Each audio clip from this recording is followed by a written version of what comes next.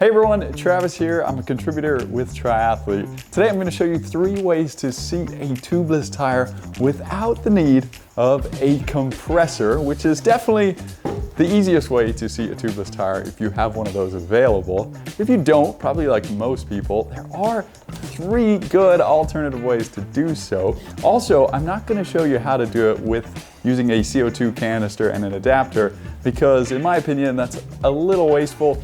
Don't want to use a CO2 every time you go to put on a tubeless tire. Okay, so the first way that I recommend seating a tubeless tire is by using a Tubeless-Specific pump, typically called a booster pump or a flash pump or a charge pump. If you are using tubeless tires frequently, changing your tires often, it is well worth the investment. It makes it so much simpler. And let me show you why. First of all, you just connect the pump to your tire like any other pump. But the key with these pumps is that you're able to change it to a charge mode where it fills the large canister here. And then once you fill that up, typically with pressures around 120 to 160 PSI, you're able to switch it back to inflate. It'll dump all that air all at once into the tire, which will forcefully cause the tire to expand and seat onto the rim. So that's what I'm gonna do now. I'll show you how it works. Okay, so I've got it all the way pumped up to 160 PSI. All that's left to do now is just flip it over to the inflate switch. If it works, we should hear a bunch of cracks, pops, meaning that the tire is seated onto the bead. And the nice thing about this too, once that happens, I can just continue inflating to my desired pressure.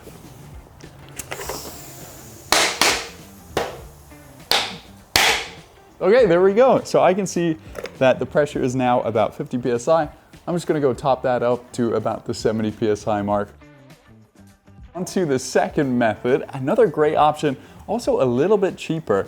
It is to use a dedicated tubeless canister like this one that you inflate with a regular pump, kind of like you did with the booster pump, but you just have this separate bottle here.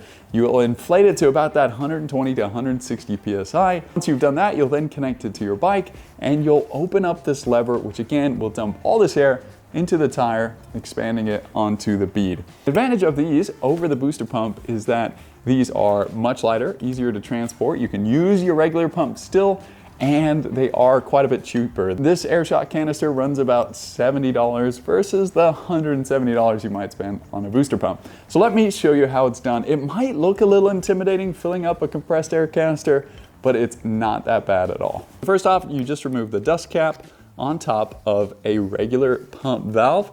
You'll go ahead and open that up just like you do a regular tire valve. Then you will connect your regular pump to the canister. Make sure that's locked on there.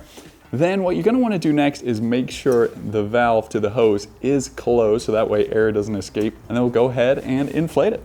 Okay, so we filled up the canister. Go ahead and close that off. Then we're going to attach it to the wheel valve, nice and snug, tighten it all the way on there. And when we're ready, we will go ahead and open the valve, letting all that air in. And there we go. There we go, just like the booster pump. It emptied the canister, all the air went into the tire. Now the advantage of the booster pump is we're already connected to the pump and we can just go ahead and inflate from there. Now we have to disconnect this and use the pump to inflate it the rest of the way. So we're on to option number 3, and believe it or not, this is actually just to use a regular floor pump. Now this won't work every time, trust me, but it can work if you have a decent high volume pump and you also make sure your tire and rim combination really works. So there are certain tire and rim combinations that are a pain, no matter what you use to get seated onto the rim. So keep that in mind, and also always plan to remove the valve core when doing this. This allows you to pump in as much air as possible into the tire. So we're gonna do that now. Let's give it a go, see if we can get it onto the rim. All right, so we got it attached now. Plan to pump vigorously. So you wanna get as much air in the tire all at once. So here we go, let's see if we can do it.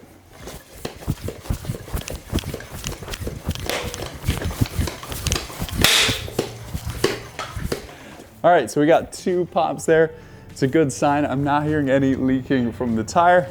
Also checked my tire pressure gauge, which you're gonna wanna do. You don't wanna keep pumping vigorously.